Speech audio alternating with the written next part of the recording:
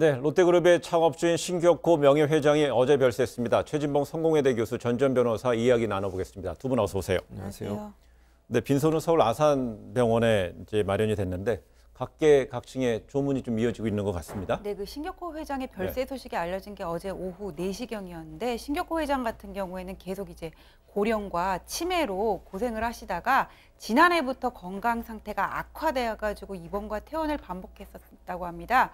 그러다가 이제 지난 밤부터 병세가 급격히 악화되니까는 롯데 임원진이라든지 신동빈 회장들이 이제 귀국을 해가지고는 대기 상태였다고 하는데 어제 오후 4시에 별세 소식이 알려졌고요. 그 이후에 빈소는 아산병원에 차려져서 지금 문재인 대통령을 비롯해서 정세균 총리라든지 김영호 전 의장, 그다음에 이건희 회장, 정몽구 회장의 조화가 왔다고 하고 문재인 대통령을 대신해서 김상조 실장이 조문을 왔고 네. 그 이외에 이재용 부회장도 조문을 와서 10분 정도 앉아 있다 갔다고 합니다. 네, 이렇게 이제 신 명예회장의 사망으로 창업 1세대 경영인의 시대는 이제 막을 내렸습니다. 그렇습니다.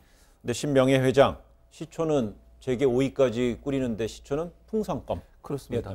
그러니까 일본에서 사실은 롯데라는 회사를 만들어서 성공을 했는데 그 성공의 시초가 풍선껌 회사에서부터 시작을 했습니다. 사실 일본은 넘어간 건 1921년도인데요. 그 당시에 넘어가면서 갖고 갔던 돈을 본인의 사촌 형이 가면서 노잣돈으로 써라 하면서 준 돈이 83엔이에요. N. 예. 83엔을 들고 가서 거기서 공부도 했거든요. 그러니까 처음에는 신문 배달, 우유 배달 이런 일들을 하다가 와세다 대학에서 화학을 공부하고요. 처음에는 선반에 쓰는 기름을 만드는 회사를 운영을 하다가 그리고 나서 이제 사업을 시작을 했고 그리고 이제 껌 사업, 풍선껌이라고 보통 얘기하죠.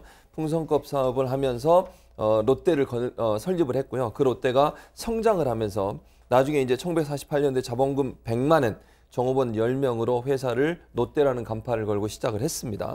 그리고 이제 이 롯데라는 이름 어디서 왔느냐? 젊은 베르테의 슬픔이라는 소설 있잖아요. 그 책의 여자 주인공 이름이 사롯데입니다. 그래서 롯데처럼 사랑받는, 샤롯데처럼 사랑받는 여주인공처럼 그런 회사가 되길 원하는 마음으로 롯데라는 이름을 썼고요. 그리고 이제 나중에 껌에 이어서 초콜릿, 캔디, 비스켓 이런 제과업 전체로 확장을 하면서 엄청나게 성장을 했고 우리나라에도 이제 롯데를 세우면서 우리나라에서 성공하는 그런 기록을 세웠다고 볼 수 있습니다. 그러니까 1921년생인데 41년에 일본에 넘어갔으니까 그렇습니다. 20대 초반에 넘어간 것인데 우선 일본에 가서 기업을 폭풍 성장시켰어요. 그 뒤에 이제 한일 수교를 계기로 해서 다시 이제 한국으로 들어와서 또 사업 영역을 확장시키는 이런 순서였네요. 네, 그러니까 66년에 한일 수교가 됐잖아요. 그때 이제 한국으로 돌아와가지고는 우리나라에서도 롯데제과를 설립했습니다. 아까 광고에서도 나왔는데 뭐 주시 후레쉬, 스피아민트, 바다 코코넛 이런 거 우리가 어린 시절을 함께한 그런 과자고 저 광고도 지금 보니까 옛날 생각이 나거든요.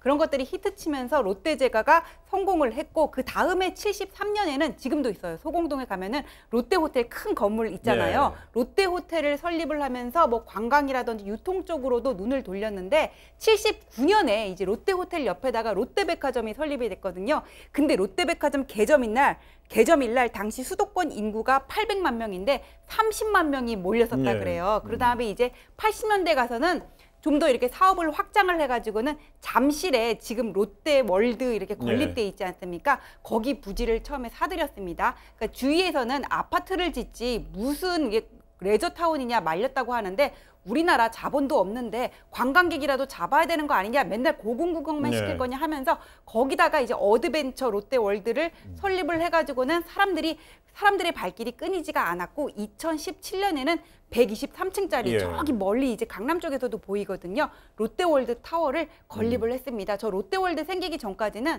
삼성동부터 잠실까지 그때 거의 허허벌판이고 막 서커스 공연하고 그랬던데요, 저기가. 그래서 결국은 이제 건설하는 과정에 대규모로 이제 컴플렉스화되는 건물을 지으면서 뭐 가진 반대도 있었는데 무릅쓰고 이제 강행을 하면서 저런 건물에 이제 군을 만들어냈는데요.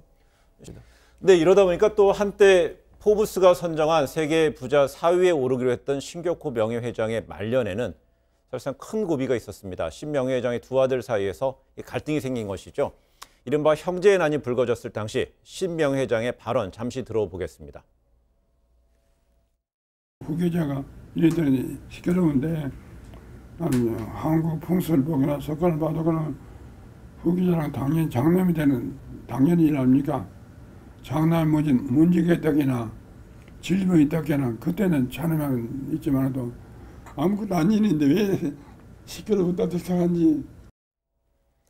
네, 롯데 일가의 형제난은 이후에 4년여간 이어져 있는데요. 신명예회장 아무것도 아닌데 시끄러워 이런 얘기를 하고 있습니다. 근데 아무것도 아니었잖아요. 아니, 그러니까 왜 재벌 2세대로 넘어가면은 이제 꼭 불거지는 게 형제의 난이거든요. 롯데그룹도 예외는 아니었어요. 그게 시발점이 2015년이었는데 2015년 1월에 신동주 회장이 롯데홀딩스 대표에서 해임이 되고 6개월 있다가 이제 신동빈 회장이 거기 취임을 합니다. 네.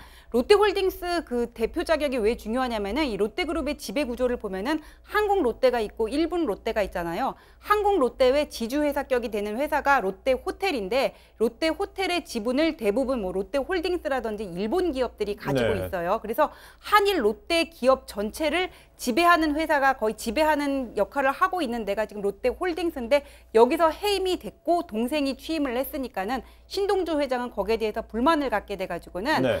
유일한 승계자를 자기로 인정하는 아버지의 그런 육성 파일을 공개하기도 했었는데 네. 이 그 과정에서 이제 또 신격호 회장의 침해 사실이 드러나기도 했습니다. 그런데 이 형제 간의 갈등은 2015년 이후에 뭐 그동안에도 계속 4년 동안 계속돼 왔는데 여러 차례 저 롯데홀딩스 이사 건이 신동주 회장의 이사 선임건이 부결이 되면서 사실상 신동빈 회장의 승리로 지금 거의 네. 마무리가 된 상태입니다. 이런 어떤 형제 간의 갈등 구도에서 신격호 명예회장의 가족 관계도 많은 뭐 관심이 쏠렸지 않습니까? 그렇습니다. 3차례 결혼을 하셨어요. 사실은 한 번에, 2번에 이제 정식 결혼이 있었고요. 네. 처음에 사실 일본 가기 전에 한국에서 노순아 씨라고 하는 분과 신격호 명예회장이 만 19살 때 결혼을 네. 했고 그 사이에 이제 딸을 한 명을 낳았고요. 그리고 나서 일본 건너가셔서 일본 분과 결혼을 하셨는데 그 당시 일본과 결혼하는데 스게스미 하츠코라는 분인데요. 이분 네. 같은 경우 일본의 유력 가문의 딸로 알려지고 있습니다. 아마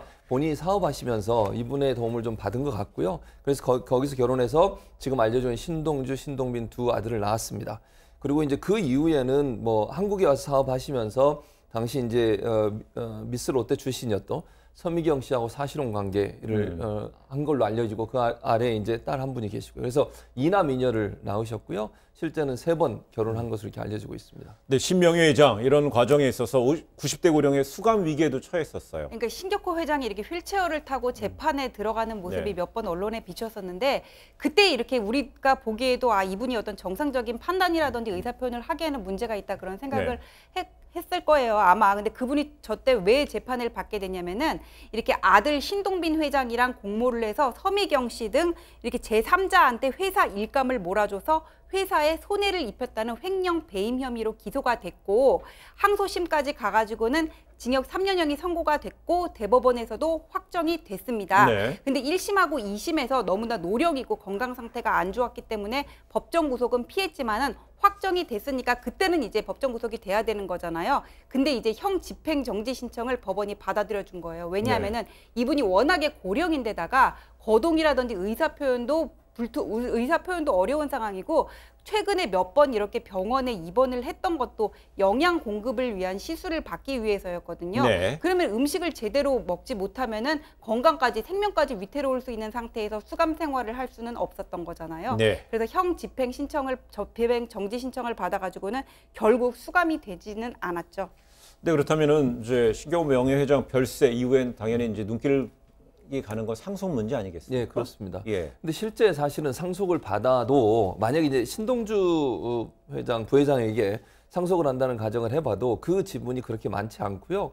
실제 이제 지분을 많이 갖고 있는 분들은 일본에 있는 롯데 회사의 주주들이에요. 일본인들인데 이분들 같은 경우에 지난번 전 변호사 아까 말씀하셨지만 지난번 주주총회에서 신동주 부회장 측이 이사 선임을 받으려고 했지만 실패로 돌아갔거든요. 그래서 신동빈 지금 현재 회장 측에 지지를 보내고 있는 것을 알려주고 있기 때문에 실제 만약에 신격호 명예회장의 주식이 전부 다 신동주 회장에게 부회장에게 넘어간다 하더라도 네. 실제적으로 경영권에 큰 타격을 줄 만큼의 파급력은 낮다라고 보여집니다. 그런 차원에서 본다고 하면 제가 볼 때는 그 크게 충돌이 되거나 아니면 경영권에 타격을 입을 정도의 파괴력을 갖고 있지는 않다 이렇게 보는 게 전체적인 분석이라고 볼 수 있습니다. 네, 그렇다면 이제 창업 1세대 이제 사막으로 인해서 이제 2세대의 체제가 이제 뭐 구축이 돼 있고 그 부분에서 큰 변화는 아직까지는 감지될 수 없다라지만은 또 사람의 일이고요. 하다 보면 또 어떻게 지켜질지는 한번 살펴봐야 될 것 같습니다.